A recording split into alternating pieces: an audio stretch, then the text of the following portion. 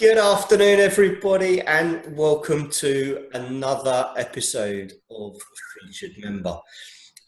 This month, we are absolutely delighted to be featuring Nic Kellock, who is someone who has been a member almost from the very beginning of APA, one of our first members.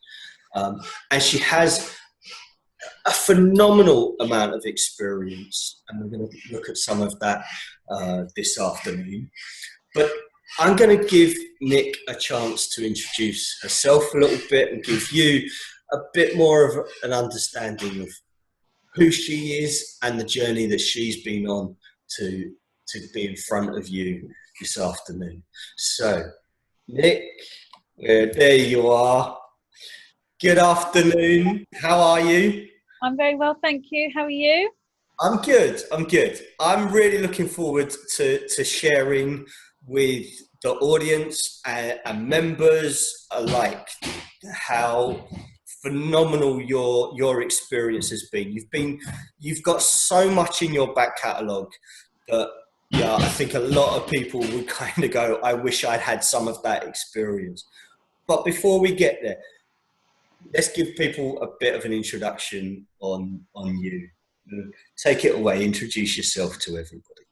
Okay. Hi, I'm Nic. I've been a counsellor now for about 4 years. Trained at Winchester, and I'm also part of a military family. So my military family, how I've moved around numerous of times. I can't even tell you how many times I've moved around. Been part of the military now for 29 years.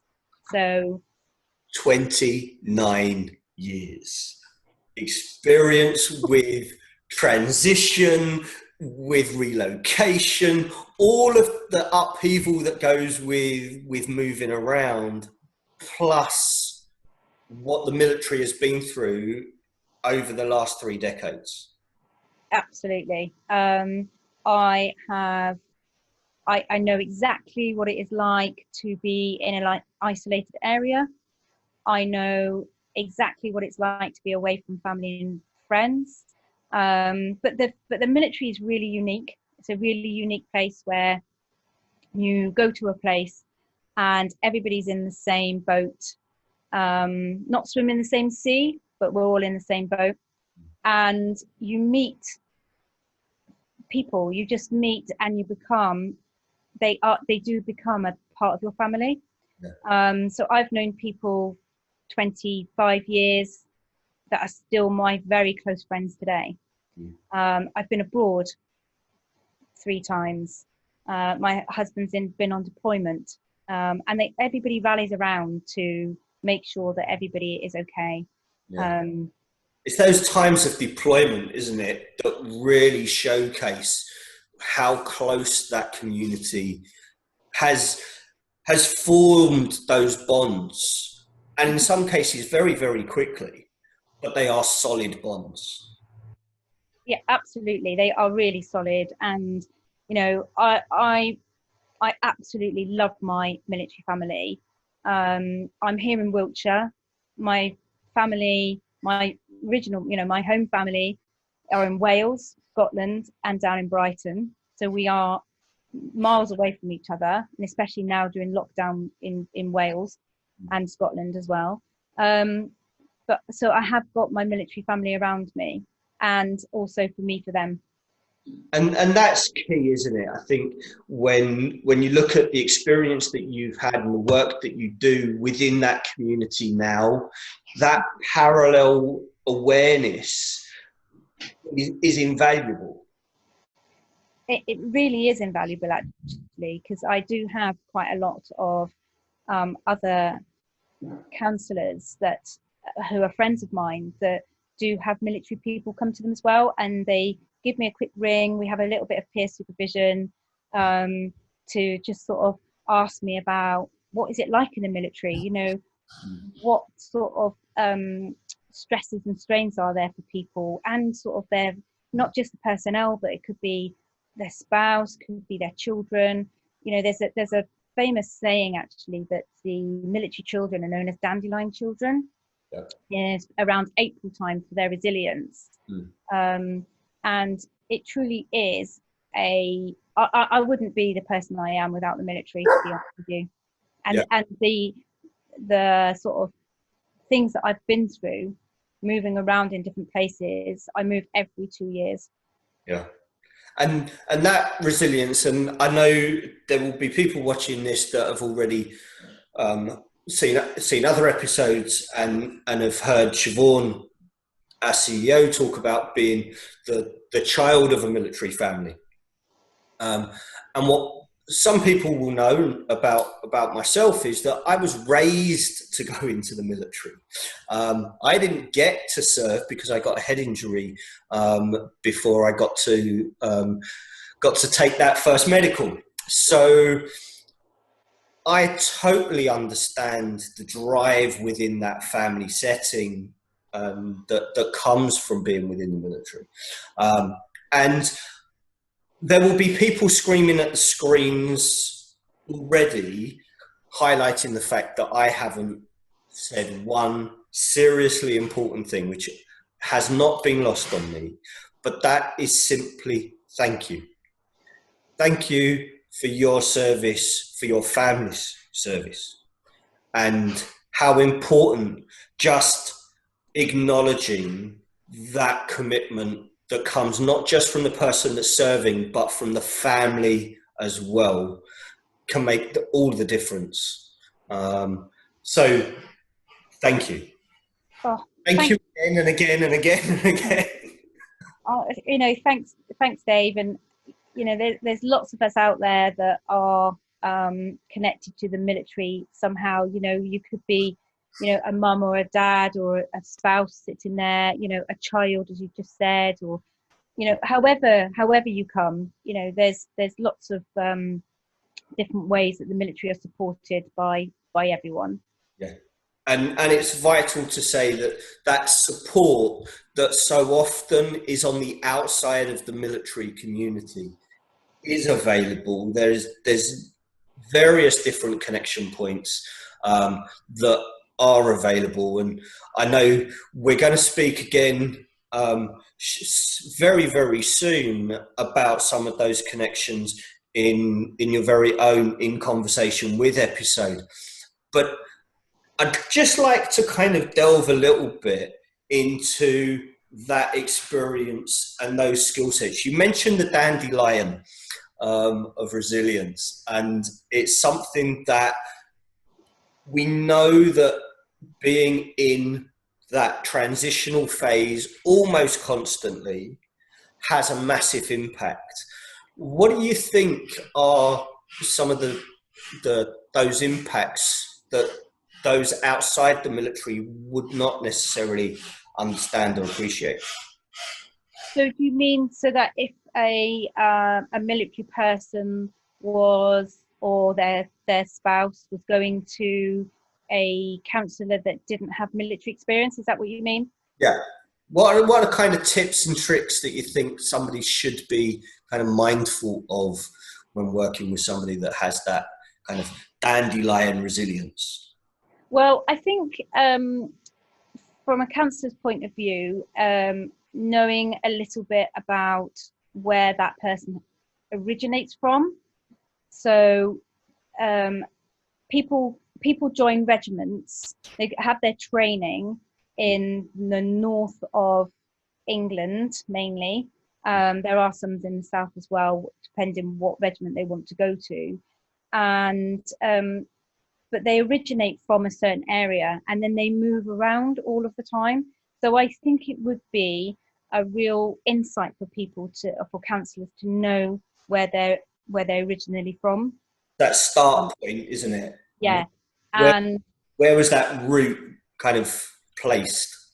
Yeah. And more often than not, the spouse is also from that place as well.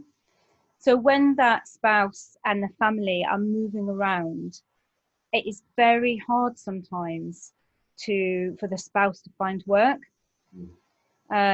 that's, you know, companies and organizations, although they are better now, that's only just been a recent thing.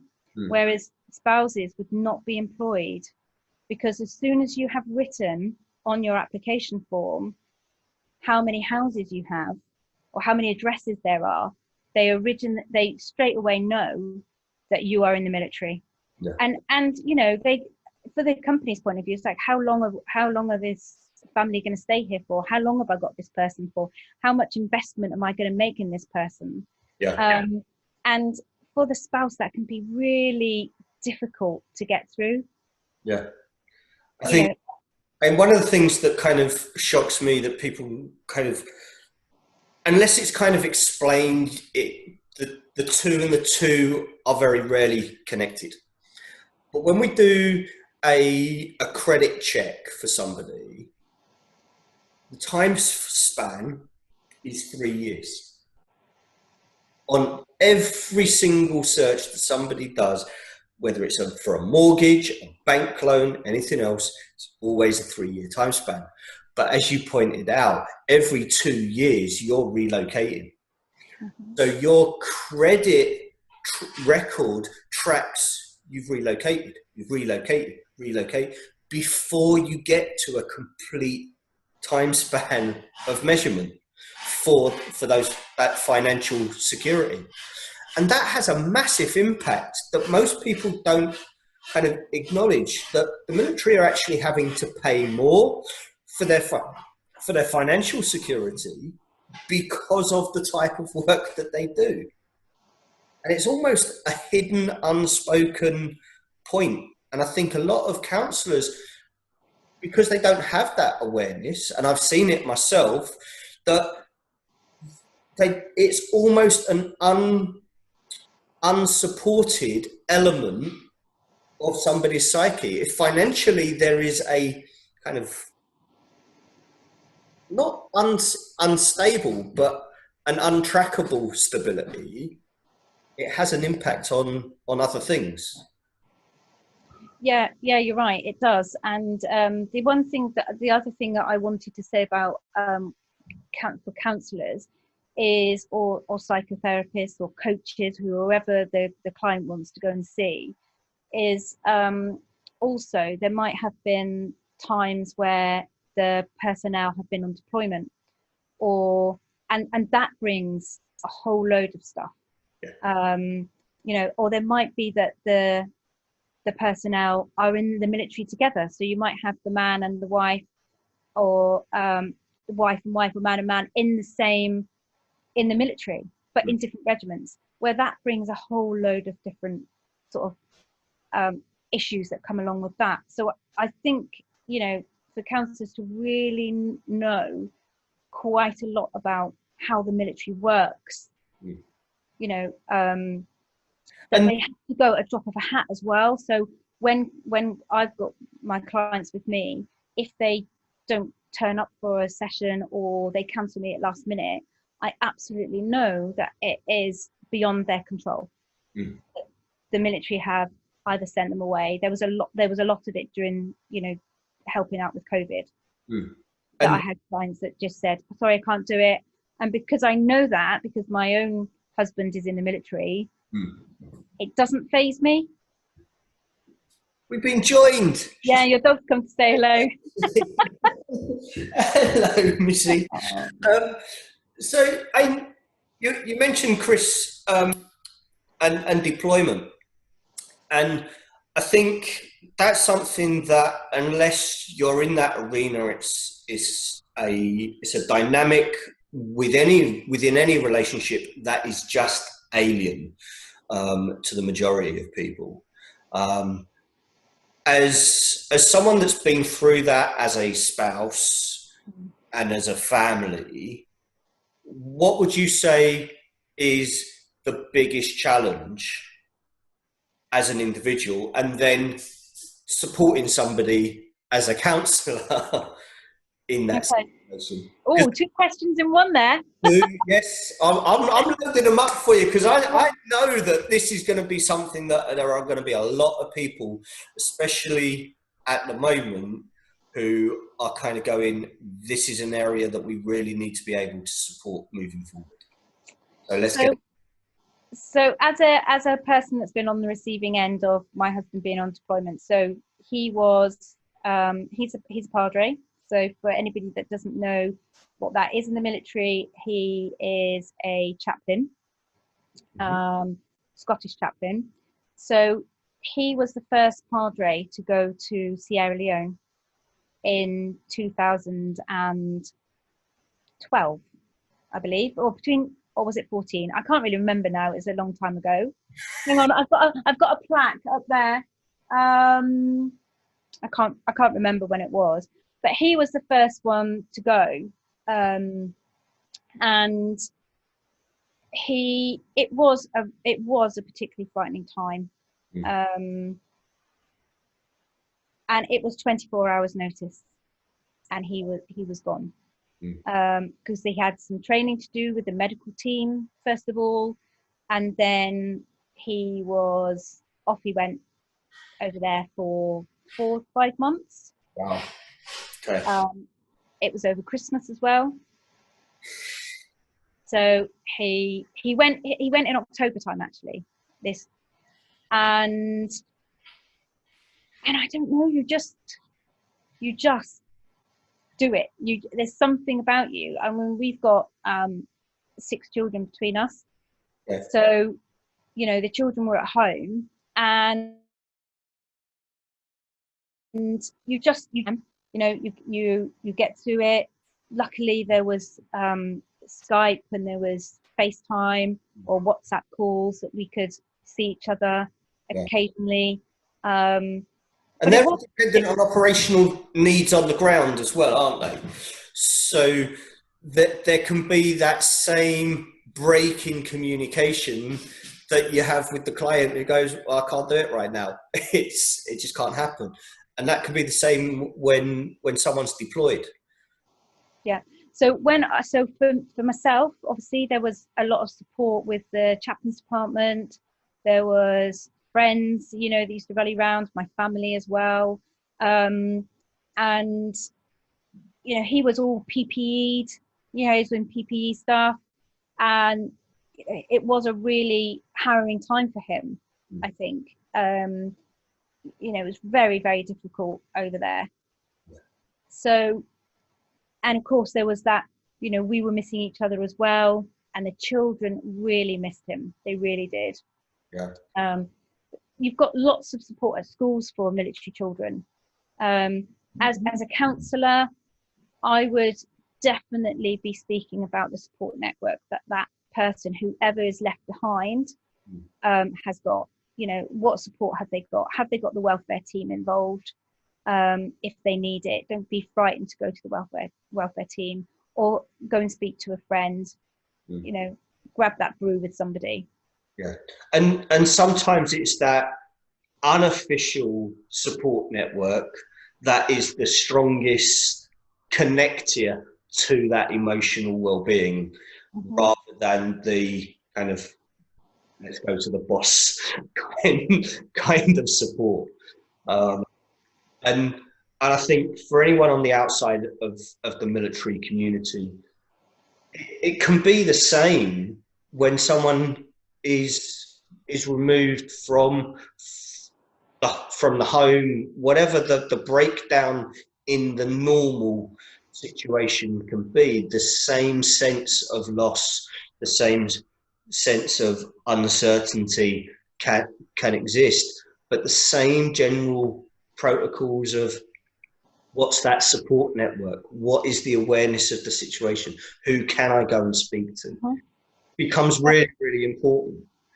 And I think that the welfare team within the military, they get everything, on board, and they try to do the best as they can with the funds that they have. And from my own experience, that's all I can talk about, is that the welfare team were very good, and they put shows on, and they put things on. But we're not in that time right now. Today, this year has been a very different year. So, for people that have been deployed, for personnel that have been deployed for the medical teams, and there's been people. I'm wondering what support that they have had. You know, have they been able to go to their welfare team, or have they been able to find a counsellor? You know, or what hoops they've had to go through to find somebody that they might feel comfortable with. Mm. Do you think the overall kind of support network and connectivity outside of the military, for the military, is as solid as it could be? So people outside of the military that are providing support to those that are connected to the military, do you think that that awareness is as solid as it could be? I might say no, it's fine. But then you can say no, it's fine. I think there is a connection for outside, you know, people outside of the military. But interestingly enough, there was a discussion not that long ago. I was in a network of people, that somebody was going to put on a course for counsellors who didn't really know that much about the military. And, you know, I thought that was an absolute fantastic idea, so that people that didn't know what it was like to be in the military, or had, you know, sort of wanted to know a little bit more about, well, what sort of things would come up for people, what sort of things do I need to ask as a professional.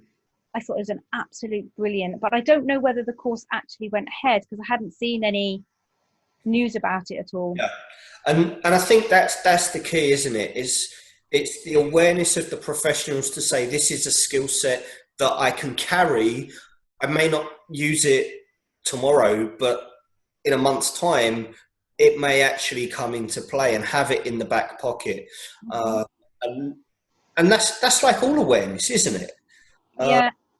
You know, the training that professionals go through, the CPD, the ongoing kind of personal growth, is something that, with more and more people experiencing military service and then reaching out to outside the military, for whatever reason, and there are lots of reasons why that would be the case, those professionals need to be ready.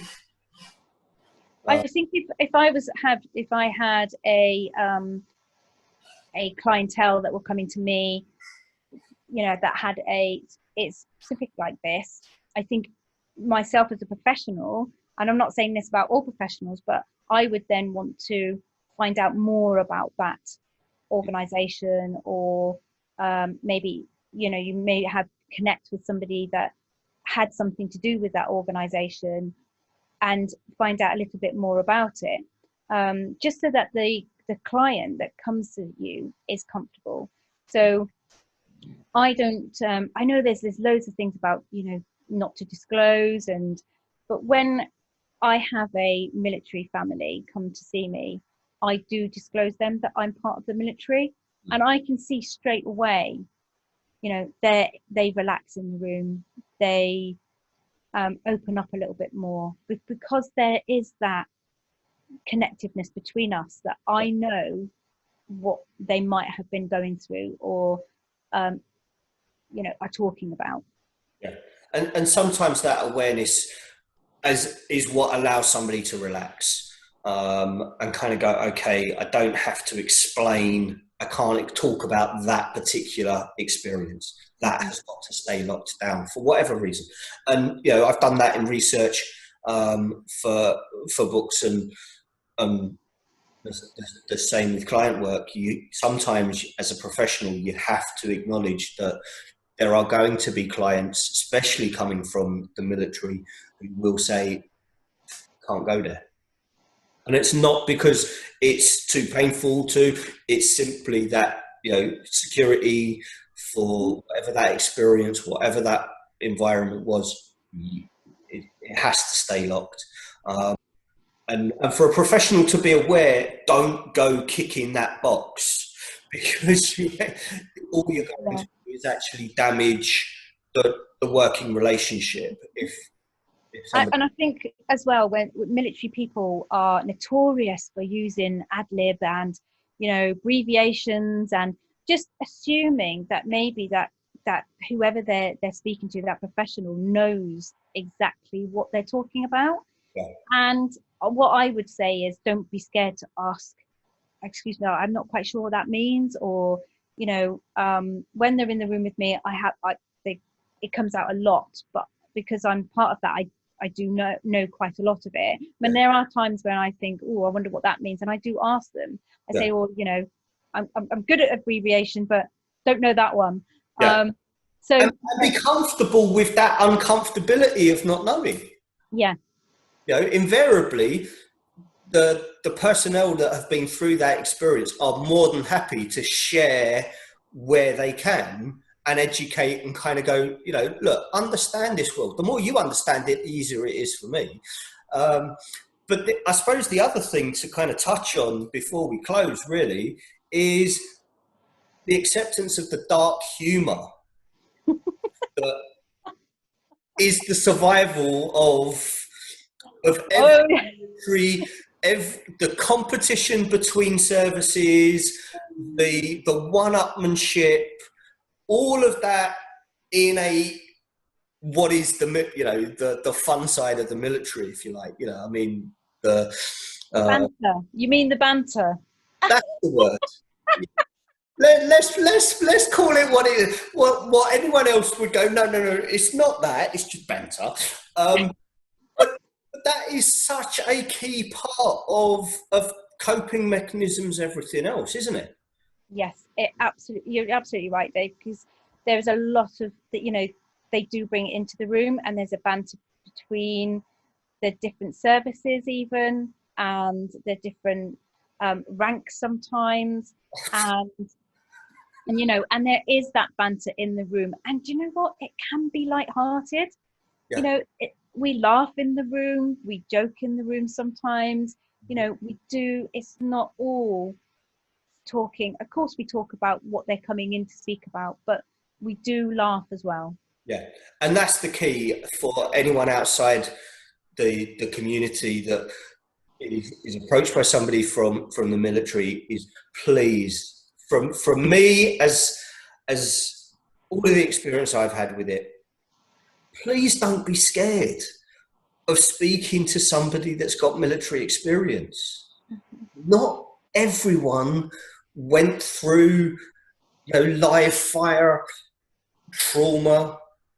Not everybody went through Northern Ireland. Not everybody went through Iraq. You know, there is a whole heap of people that have got experiences that don't involve front line. And please don't put that fear hurdle in front of people that really don't need it.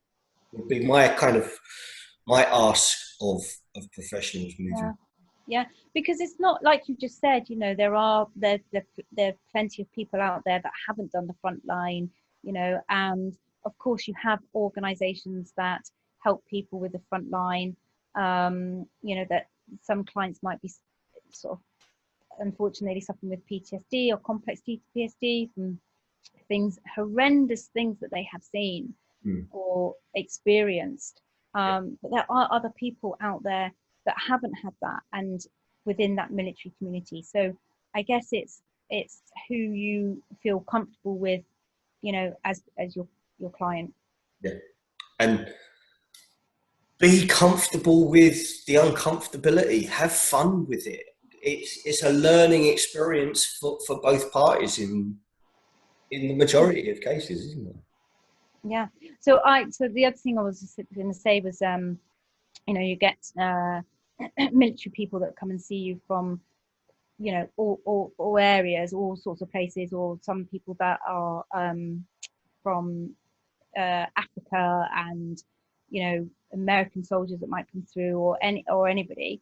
And one thing that I found with some of the military people that I've seen is that we talk about their culture, we talk about, you know, where they're from, and maybe from the Philippines, or, you know, something like that, and they come alive in the room. They absolutely love the fact that you are so interested in where they're from, what's their culture like, what do they do with their families. Yeah. Um, And it and comes back to that first point.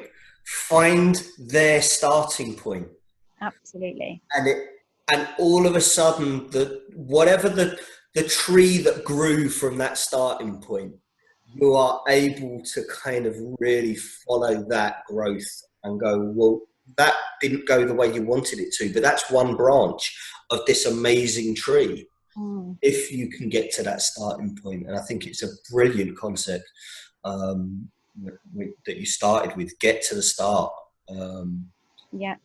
I mean, I absolutely love working with the military.